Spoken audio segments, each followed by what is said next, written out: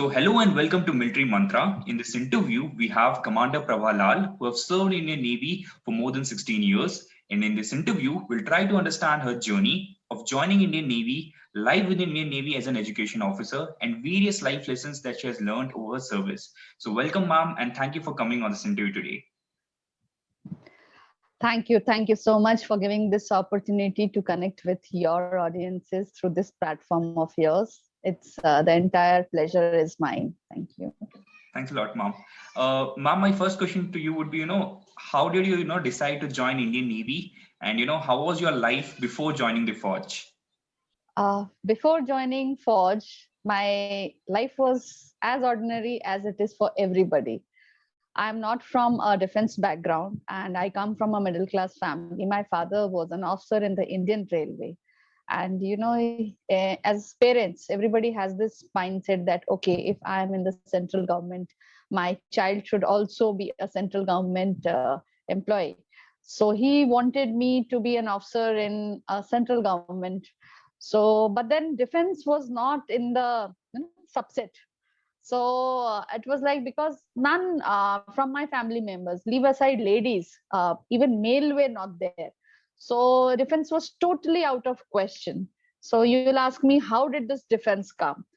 My father being in the railways, I was studying in Kendriya Vidyalaya, and some of my friends who were from the army background, they used to come in that, that typical Jonga or the Shaktiman truck, that green colored one.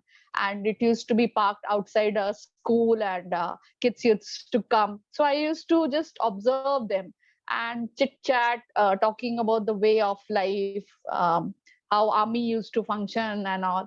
So early morning they used to get up, because that was not near to the school. They used to come up from slightly far off place, so around 1 hour travel, I would say. So but that life which they spoke about, that excited me. And during one of my train journeys, I happened to come across a officer who was from the armed forces. And tits bits it everything, connecting the dots, it inspired me. So when I was in class 12, I happened to go towards the Saraighat Bridge, which is in Assam. So I was in Guwahati, and so there was a billboard. Do you have it in you? And when I read that, it gives me goosebumps. And somehow, that kicked me from inside. There was something. And simultaneously, you'll say army. Now, there was a serial coming in the TV, Arohan. Pallavi Joshi, some old timers might be aware. I don't know about the present one. So that was a serial based on Indian Navy. And I had a different perspective that time. Okay, why not? Why not? I should give it a try. But then my father was totally adamant, no, big, no, no, no joining. So fine. I did my engineering. I'm a BTech electrical. And after that, as again I mentioned, he wanted me to join any railways or other things. So I was preparing for that. And मैंने पता है चुपचाप से form भर दिया. So I didn't tell my father. I said, "Jo hoga dekha jayega." But then you'll have to have that consent signed by the parent. So it was really very tough for me convincing him. So as a life challenge, I would say that was my biggest challenge, to convince my father. And I had to convince him somehow. So when you have something in your mind going on, that yes, I have to do it, you will find ways and means to do it. True. There's no doubt about it. So somehow I convinced, and then I joined Yeah. Ma'am, Indian Navy. if you could also tell us, about your SSB, where did you go? How did you prepare? Because, the Service Selection Board, which usually recommends the candidates for the forces, how did you prepare back then for the whole process? Okay. See, I had applied for 3 vacancies. I mean, one was in the army and two was in the navy. So to be very frank, that time I only know what is army, what is navy.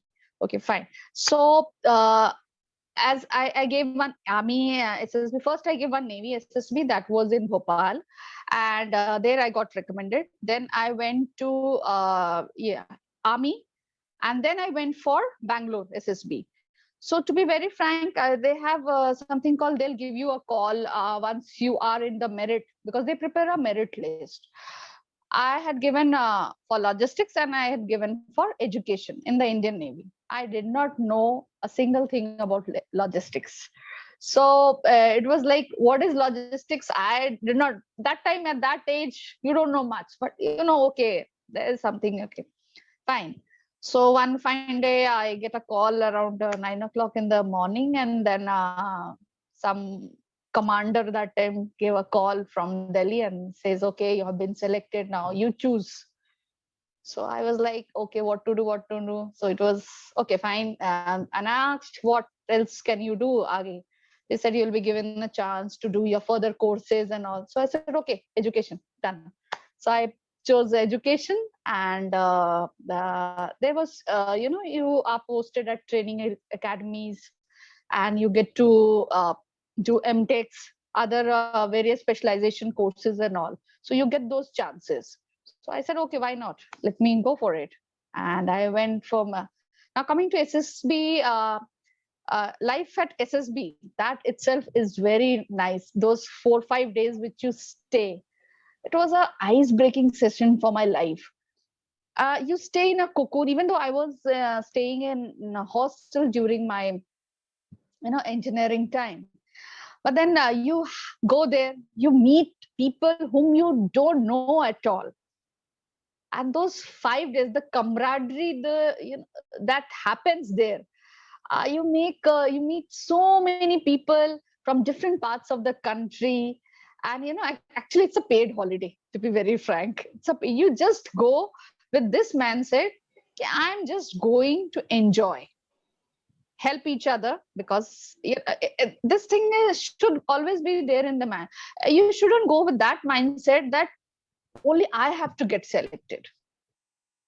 We all have to get selected. If you go with that mindset, that will really, in any task, it will come out. It will come out. So you enjoy the process. You should always enjoy the process. You shouldn't have that mindset only I should be selected. That you should always keep in mind. And throughout the process, they uh, you can't hide anything from them. That's what I feel. As I have also done a course, I'm aware of this. They are trained people out there. You can't hide what is there in your mind, what you speak, and your actions. These three things should be in alignment. You're speaking something very, very, very positive, but something else is going in your mind, that somewhere or the other it will reflect in any of your activities, in any of your writings. You can't hide. You can't hide. Always keep in mind the three things should be in alignment. Mhm. Got it. So these days you have so much of knowledge available on the internet. That time we did not have. It's like everybody has access to everything. But what is that unique thing which makes you different? Right? Mhm. What is that unique? You are you. If you try to improve yourself. Don't try and become a copycat. You'll be caught. Got it. Be the best version of yourself, not of somebody else. Mhm. Got it, ma'am. Ma'am, you went to Indian Naval Academy for your training, and everybody has memorable incidents at the academy. So if you could tell us, how was your journey of transforming from a civilian into the academy and then becoming an officer, and various memories that you would have from the academy life. Oh my, those 4 months were really memorable days, I would say. You know, uh, it so happened that, as I mentioned earlier, SSP. Now, some of them got selected, and some of them I knew. Okay, oh, I met you in so and so SSB. Okay, fine, fine. Oh, good to know some familiar face. That was my entry point. Now, when the ragra starts, the very good morning, that day you get a jolt. Oh, where am I? But then, how things progresses, it is all planned in such a way that you will feel at the end of the day, what am I learning? What am I doing here? But you don't come to know. The training is curriculumed in such a way that each day, little by little, it progresses. And at the end of the fourth month, you transform from an untrained person to a trained person. The input and the output is you only. It is only the process which is there. You are the subject, you remain you, but only from a raw person to a trained person. And that transforms your life. They teach you so many life skills, life lessons, I would say. You never come to know, and it is imbibed in your character. Team building, camaraderie, helping each other, confidence, how to connect with people, decision making qualities, all the OLQs which you must have heard about. That somehow is, I would say, not forced in you, it comes out naturally. So when you see people around you, your trainer, or they motivate you, and the physical like endurance, everything is taken, academics, everything is taken care of. And one of the memories which I have, fond memories, is of the camp, which is not inside the Naval Academy. They take you somewhere outside, and then tent pitching, overnight, and they make you do all sorts of activities. Those were really memorable. That is slightly kept towards the end of the training part, and that gives you, there are 4 different squadrons, and like in schools we have houses, and you compete. But then within that competition, you learn a lot. You learn a lot. Ma'am, you spoke about officer-like qualities that are OLQs. There are some 15 OLQs which everybody talks about. So should people concentrate on developing that? If so, how? And how academy helps develop the same See, things, or improvise it? What according to you? these are some inherent innate skills, some which you can inculcate during the due course of time, some are natural. You can definitely, like, communication skills. Okay, how to connect with your team, this definitely you can work upon that practice. Now people do ask me, ma'am, mujhe hindi aati hai, mujhe English nahi aati hai, kya, like, is it will be a problem? See, communication is a way. English is just a means of communication. You try, and speak. The more you speak, the more confident you will be. Make groups of friends, and groups of friends means you can, whom you can trust, and who will not make fun of you. Tutti futti jaise aati hai. Speak in front of the mirror, read newspaper, read books. That is one. Like initiative, like if you don't take initiative, or let's say there is an event which is supposed to be organized, you can start with doing something which is within nearby your colony. It could be any community event or any game. So when you start taking part in such events, you come to know what are the different hurdles you come across. If you have not done anything, how will you come to know what are the different challenges you will face? So for any uh, event organization, right from the conceptualization of the idea to the process and the execution, the final step.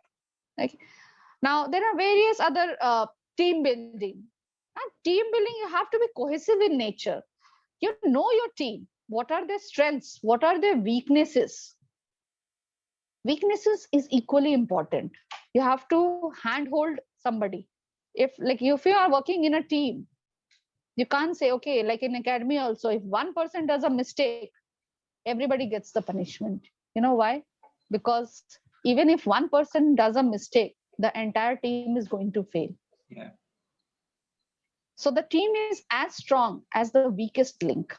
We'll talk about your journey as an education officer. So if you could tell us, how does one day as an education officer in the Indian Navy looks like in terms of roles, responsibilities, or routine? Any ideal day? Okay.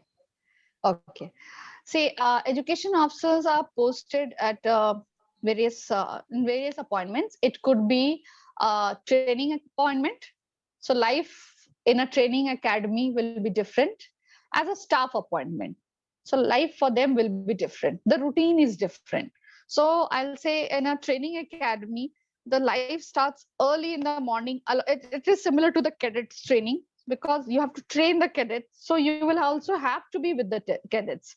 So early in the morning, along with them, morning PT, whatever is there, the physical exercises, and then after that, come back. You also take bath. They also go for their, freshen up, and then the academic portion starts. So wherein you teach them all nautical sciences, all subject related to whatever is their specialization. Like I am a electrical specialist, so I was posted in the electrical training base that is in INS Valsura in Jamnagar. So all electrical related trainings where be it sailors, officers, we had many foreign officers from Cambodia, Sri Lanka. So those people also used to come.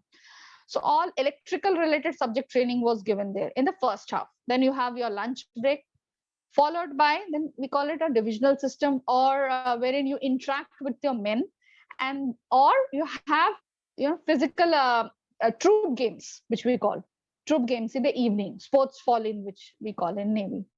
So there is an event which is planned. It could be football, basketball, whatever is there. Then evenings, the cadets go for they study. So you'll have to go take a round, whether they're studying or not. And then that's there.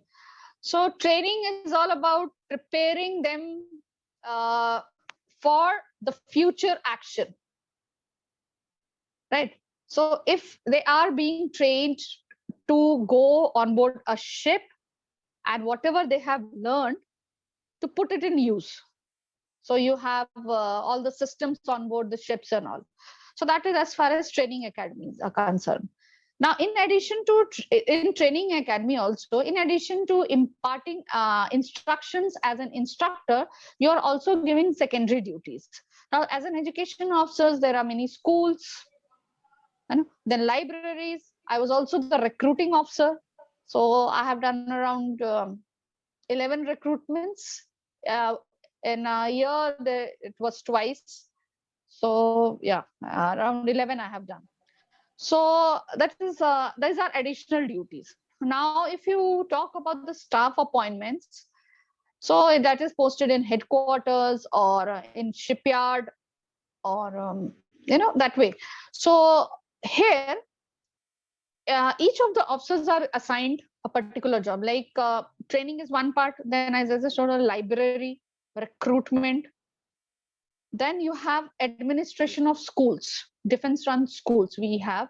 So in Navy, we had Navy children's schools, and by default, if you're posted there, like in my last appointment, I was a senior education officer, and I was the vice chairman of the school. You also happen, like in different places, you are the director of the school. And if there are Kendriya Vidyalayas, you are the chairman nominee chairman, which we call. So you have to, like for Navy children's schools, you have to see the overall administration, the financial aspect, the management, the infrastructure, everything other than academics. Academics is looked after by the principal or the headmistress, but then you will have to oversee that also slightly, overall running functioning of the schools. So that is also one part of being an education officer. Yeah, got it, ma'am. That inbound in training of the cadets is there in training academies, but in the general, like all those who have inducted after the training, so all the examination, like command exam, professional management examination, which you have to give examinations in between, and for the sailors you have in-service examination. So those examinations are also being conducted and by the education officers also. So their training part throughout the service is also taken care of. Got it, ma'am. Ma'am, if you could also put light on, how does a training of an education officer look like? So once you graduate or basically pass out from INA, what is the training Okay. process like for you? Okay. Training process is, I'll say it's around 4 months training. So we have a ship attachment. So because it is totally new, anybody who is a civilian, he'll not know anything about ships. So, and even if he's from defense background, he'll must have visited once or twice, but he will not know much about it. So, 2 weeks ship attachment we have, and it could be at any of the bases like Mumbai or Kochi, depends. So wherever you have been given that training, Kapar. So that is there, and then followed by you have to do a course in Naval Institute of Educational Training Technology, which is our alma mater. It is in Kochi. It comes under Southern Naval Command, and there you are trained. It is similar to, train the trainer, similar to that. So if you are going to become an instructor, how do you become an instructor? How do you impart the knowledge which you have in your mind to the transfer of knowledge? How will it happen?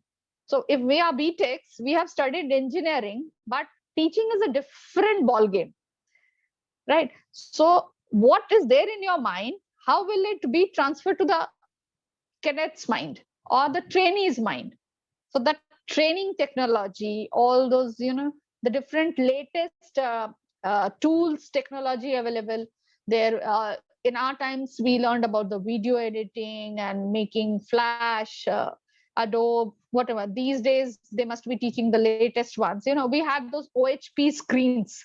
You people must not have known those projector and all those, PPT and all was there, but no smart boards that time. These days technology have changed, so you evolve with technology. You know what are the various new equipment, tools, applications which are available in the field of imparting technology. You know about the principles, similar to a B.Ed course. It's a compact B.Ed type program, and it's all. It is just like, how do you train them? Train the trainer, which is known in the corporate parlance. So it teaches you, then you become an instructor in any of the schools where, as per your specialization, that is there.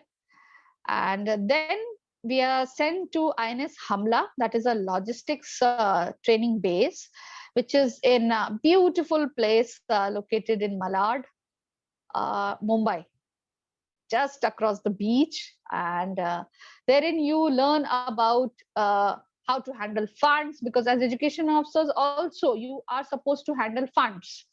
So Navy teaches you, a little bit of everything. You will know how to uh, write books, how to maintain books, how to go for all this financial management systems.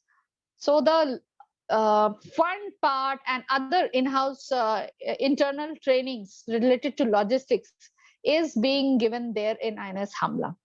Ma'am, you have served more than 16 years in Indian Navy. So if I can ask you any three life lessons that you have learned from the Navy which you still cherish, any three? Oh, there are many. First is bring it on. By default setting, armed forces personnel, they are very resilient. We bounce back. We bounce back. And whatever is given to us, we are told to manage within what is available. So that is one life lesson. Don't crib. ये नहीं है, वो नहीं है. जो है सो है. So that is one. Second is life lessons. I would say, the team building. Wherever we go, like as defense personnel, you all must be aware that between 3 to 5 years, we get transferred to a new station. So every time you move with bag and baggage, you become part of an extended family. So that adaptability quotient is very much there. You become part of a new family. You do not leave aside a family that is there. You are in touch with them. and you get adjusted into a new family, and the family welcomes you. There's a very nice system which is there. The kids are taken care of, like from the same school, the same syllabus, everything remains the same. They just shift the location. So the adaptation is very natural, be it with us, with our kids also. Like I'm a mother of two. My son is in class 9th and daughter is in class 4. And they are very quick at making friends. Now, you are also, from the defense background, you must be aware about this, what I'm Yeah. talking about. And the third thing which I feel is you can't cheat yourself. You have to be true to yourself. You'll always come to know, okay, I'm doing this thing wrong. Your subconscious mind will not allow you to do that. What in naval parlance we call it integrity. Mm. That is very much within us, that integrity. So, as I said, whom are you cheating? You're cheating yourself. So, it is sort of your code of honor. It protects you from you. Correct. Got it. Ma'am, if you can, also tell us about one of the course that you did with DIPR on psychology, like how can one, opt for it, or basically it has been assigned to you? How does that work, and what do we learn No, there? see, it is not, there are volunteers sometimes, but since I was the recruiting officer, so it had come, and as all those who are doing recruiting officer duties, so it was like, and what I learned over there, I'll just share few tips. As I mentioned that all three things should be in alignment: your thoughts, your words, and your actions. And SSB is not about that. If you're not selected, it's not a rejection process, it's a selection process. The word, it's an SSB, selection. Now, you may be more suitable for the outside world. What the armed forces is selecting is whether you are fit for the services. It is just like there is a square, and in between you have a round hole, and I give you a square peg and ask you to fit in. Now, this square peg will fit in into a square hole. It's not that it is useless, but it won't fit into a circular hole. So it finds, SSB finds the correct fit, whether you are suitable for armed forces. It is not talking about whether you are gadha, you are ullu, you'll not be able to do anything in life. It doesn't say. It is just trying to find out whether you're fit for the armed forces or not. First, second, as I told, be honest. Once you're going to give SSB, be honest. Show your true self. What you want to improve is improve yourself. Think positive.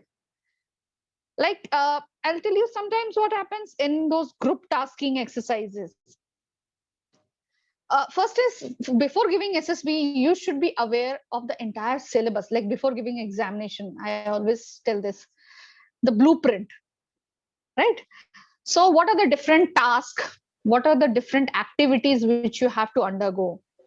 You should be aware of that. If you're familiar with something, it's always better.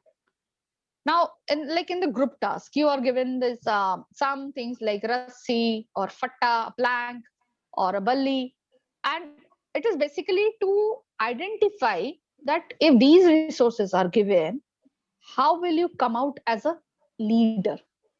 One, how do you perform in a team? If you're giving a command task, how do you come out? Do you help each other? Execution is important, the final outcome. Not me, I have completed. No. How do you take the team along with you? See the strength and weaknesses. Like if somebody is tall, note that.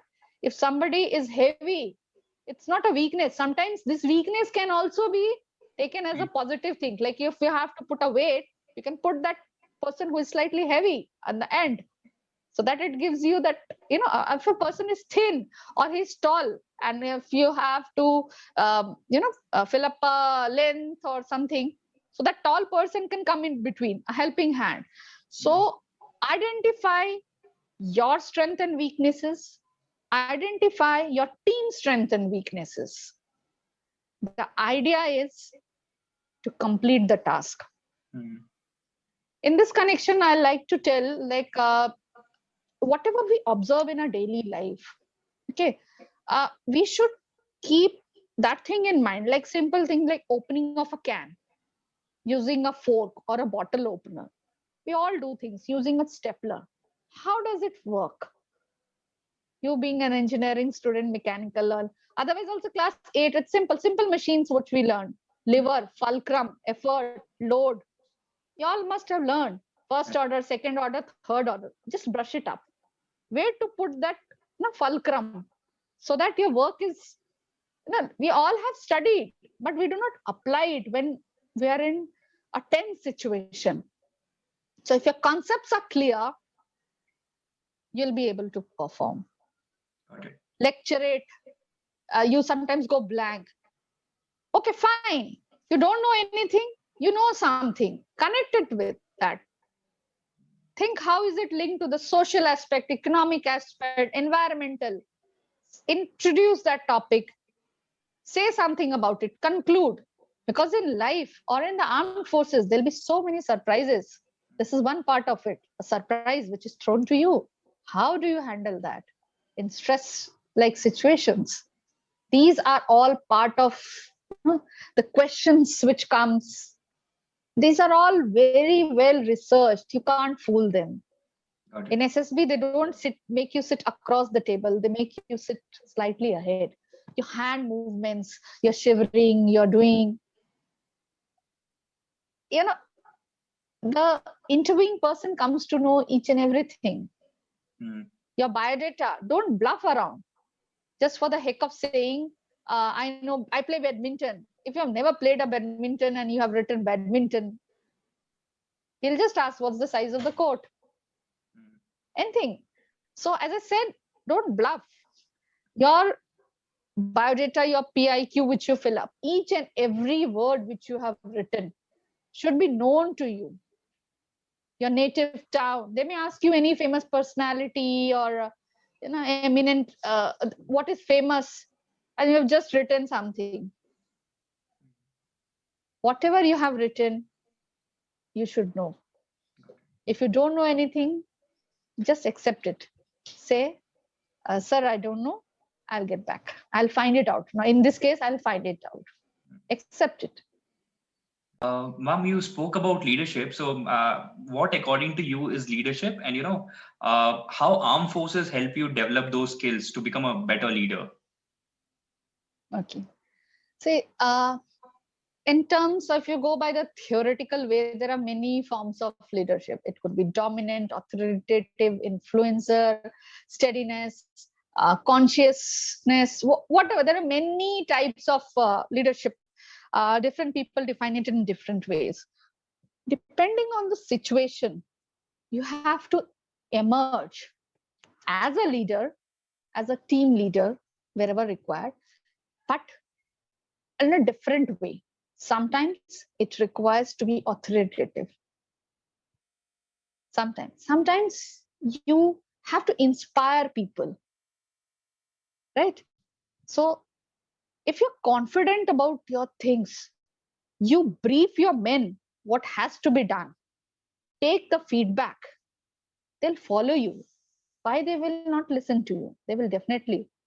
You must have heard in armed forces, the officer says something, okay, this, you give that prep talk and they all go together. They all go together, march forward. Why does a person follow some other person's advice? Why is he ready to give his life? There must be something. But that something is earned. If you become a leader, it is just, no, I can't become a Hitler. You have to convince your people. You have to reach to that level. That respect is earned. You cannot snatch it from people. So this is one very typical trait of being a leader. take the team along. Think about them also. That is there. So as I mentioned, sometimes, like depending on the situation, you have to shift. Mhm. Ma'am, I just have one follow-up question on what you just answered. So, you become an officer as a young officer when you join, any unit. You deal with people who have stayed there for 20, 25 years, very old. They have a lot of experience. So, how does a new officer, learn a lot of things in his new unit when he's around people and he's placed above them because he's an officer? So, how did you handle Yes. that situations? See, initially it takes time, but as I said, that it comes naturally, slowly, slowly. When you join initially, people generally resist change. That's, but then you have to build up that camaraderie. They are really, really helpful. You give them respect. Like if like in Navy, if you know about the rank of the sailors, this chief petty officer and master chief petty officer second class, master chief petty officer first class, they are very much experienced and in terms of age also. So we call them Saab, Ma Saab. That is the term which we call, giving due respect. Some of them, like initially when I had joined, some of them were almost like they had daughters who were of my age. So just to give them that respect, we call them Saab, because experience is one thing. They have given their premier 20 years, 20 plus years of service to the Indian Navy or the armed forces. So that's one. So always keep that thing in our mind, that he is more experienced at that time. Fine. But since you have now taken over, you have some background. Once you start doing things, you come across challenges and you overcome that. And they watch you doing that because you have a different perspective now, which they must not have thought about. हाँ इसको तो madam ऐसे भी कर सकते थे, तो मैंने सोचा ही नहीं. So as a team, when you start working, they become more and more familiar to you. They now know, okay, हाँ इसको आता है, इसको आता है. You know the theory. It's only thing that you have to apply it, the practical part, right? And the organization, it pushes you in such a way. It is so nicely structured. You learn from each other. Our seniors, like it's not that I have become an officer, I am the master of everything. We have seniors, Ababa, and they also guide us. Observe, observe, and observe. Like you have in our term, cut, copy, paste these days. So it's not like we say observe. We imbibe the good qualities, be it from top, our seniors, or be it from bottom, the experienced people who are below in ranks. Anybody can teach you a small thing. Say, appreciate that. Do appreciate that. Okay, thank you. That's a good way of thinking. Say. So they will feel more connected to you. But yes, when it's the need, like there are, like when I was in the training academy, you have cadets under you. You groom them, but when required, they are cadets. But when required, sometimes you'll have to give your peace of mind to them. So, as I said, leadership qualities change depending on the time frame and the situation. You evolve. Correct. Got you. Ma'am, my final question to you would be, what would a lot of, aspirants would be watching this video on my YouTube channel, somebody on my Instagram. So what will be your message to all those defense aspirants who will be listening to you? There's a very nice Japanese proverb: fall 7 times, get up 8th. I say it's okay to fall down, but it's not okay to fall and not get up. As I said, I'm very resilient. Get up. Today also I'm learning. I'm a lifelong learner. Learn, unlearn, relearn. So if defense is something which is there in your mind, just go for it. SSB is a procedure. You can improve upon certain qualities, definitely. But if it is not coming to you, fine, it's okay. As I said, it's a selection procedure. It's not a rejection procedure. You will do wonders in wherever you go if you keep your basic principles of life correct. This defense life is really a very, it teaches you an attitude. You can adapt to any environment. The confidence level, the camaraderie, the basic life lessons which you get, even though like I have transited from the military to the civilian life, but once a soldier, you'll always remain a soldier. Mom, thanks a lot for your time, Mom. We spoke about a lot of things about the armed forces, various life lessons, and I hope a lot of people will be watching this video will get a glimpse of how life within Indian Navy looks like, and I hope many of them will get motivated as well. So thanks a lot, Mom, for your time here.